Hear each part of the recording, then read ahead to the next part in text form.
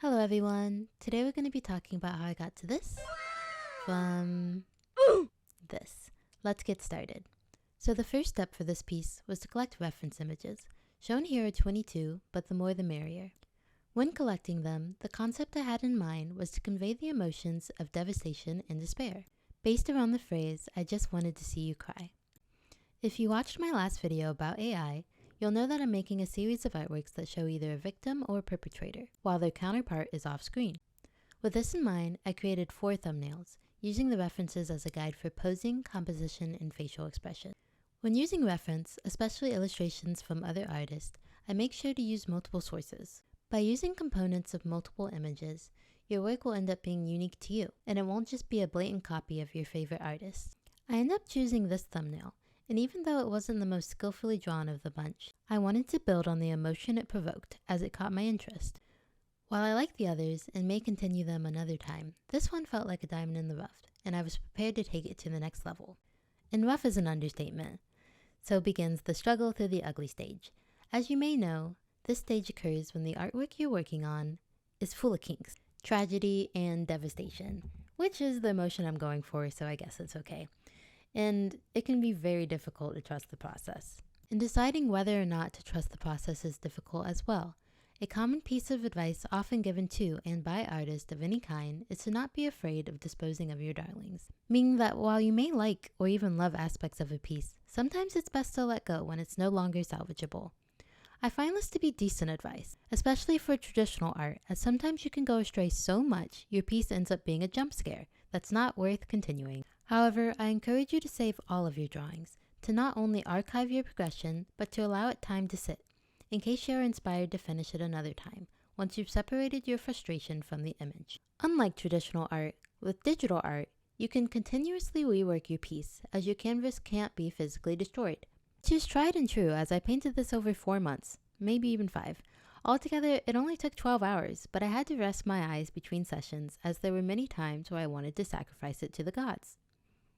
So when you're frustrated with an artwork, how do you know whether or not to continue through the ugly stage? My advice would be to ask yourself, do I buy the story this artwork is telling? And if not, what traits could be lent to another artwork, such as its colors, composition, or posing? The thing that kept me tethered to this piece was the underlying emotion. It felt strong and gritty enough to see through to the end. If you believe the story of your own artwork, take that essence and let it motivate you, as the ugly stage of an artwork is an opportunity for growth. Something I've held true for a long time is that seeing problems in your artwork means that your eye is improving. Being able to say that an area of it needs work is progress. Don't worry. Just like when you look at an old artwork and you're like, man, I really could have done this better. That means that your skills have improved and that your skills have not stagnated. Just like how we should never settle in our relationships, if we wish to grow as artists, we must never settle for stagnation. It can be hard to notice exactly what is off about a piece, and while you may not want to, especially in the ugly stage, I recommend sharing it with a friend and asking their opinion. And most importantly, don't tell them you think it's ugly. Let them think for themselves.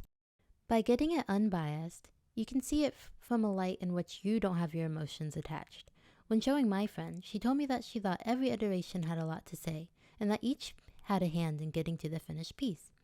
If there is one mindset that I wanted you to take from this video, it's that. It's that all parts are good.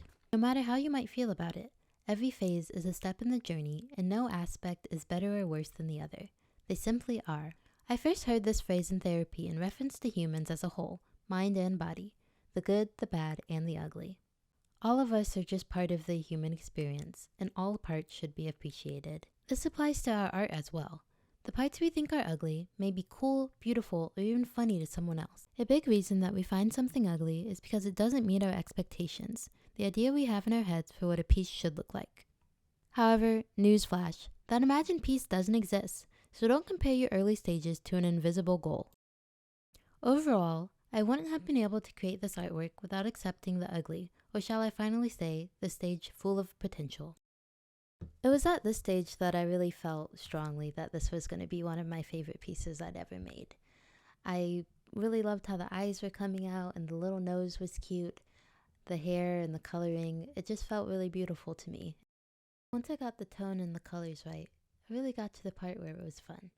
Getting all the little details in the eyes, adding this delicious snot bubble. Which honestly, it was my favorite reference, as how on earth is this bubble so perfect on this man's face? Like, thank you, whoever you are. While I still think she looks pretty cute, adding a stop bubble kind of made it feel real to me. Like, yeah, you get nasty when you cry a lot, and she'd been crying for a long time. So I think it really adds to the story to add little details like this, and if I hadn't stuck through with it, I wouldn't be able to do such a cute little detail. I feel like snot bubbles are only really cute in cartoons. Like, whenever I see a snot bubble in real life, I want to run away immediately. However, it's natural. It happens to me like every time I cry, and anybody who has dealt with me during that, I appreciate you. All parts are good. Even that little snot bubble. Let it pop, girl. Even though this can be my favorite stage of a drawing, where you're just adding the little details and making it perfection, sometimes it can be really difficult as well. Like, once you're 90% of the way there, you know that any detail you make could make or break it, from good to great, or from good to eh. So that's another video topic I want to go over. If you're interested, honestly, even if you're not, I'm going to do it because these videos are for me too. And in this stage right now, I took it into Photoshop, and you can see my mouse wiggling on nothingness, and that's just the way I recorded it. For some reason, it didn't show the screen. But honestly, it's kind of cool. It looks like I'm a little magician pulling shit around, and stuff is happening. So this was fun. It was nice to just get all the tones right. I didn't have to worry about drawing anymore, and just figuring out the colors and the textures and doing all kinds of crazy stuff. For this part, I really recommend you watch Cynic's video actually on post-processing. He showed me a lot of tips, and that's what I mainly use when doing this. So right here, I used a little Gaussian blur and then erased where her eyes were so they popped even more, because that's definitely what I wanted the focal point of the piece to be, because I wanted them to be big, beautiful, and devastating, because this girl just got heartbroken for some reason or another. I'll have to figure out the story more of who the perpetrator was in this case. I think that'll be the next drawing I do, like who made her feel this way. I think it's definitely a boy, because I always be doing that. So anyway, go back in, and I think this part was cool because I took a like noise color barrier over her, and then I erased back into it so it would make the highlight in the hair but also make a shadow behind it. I think it came out really beautiful to create some depth in there, because that was one issue I had with the drawing when I changed it to grayscale. It didn't have a lot of contrast, and I'm okay with that for the most part because I wanted it to feel more like ethereal and soft and beautiful. I didn't want anything to be too harsh.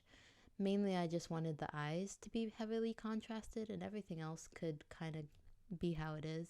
I even tried just there to do the eyebrows pretty dark, and it did not work. Anyway, as we come to the end of the video, I just wanted to remind you, all parts are good. From you, to your artwork, to whatever else you want to apply it to. The good, the bad, and the ugly. Anywho, thanks for watching. If you'd like to support my mission of creating inspiring and positive art content, please subscribe, like the video, and comment about a time you overcame the ugliest stage in your artwork.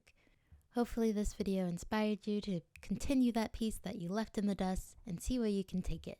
Do your best as always. I'll see you later. Bye-bye.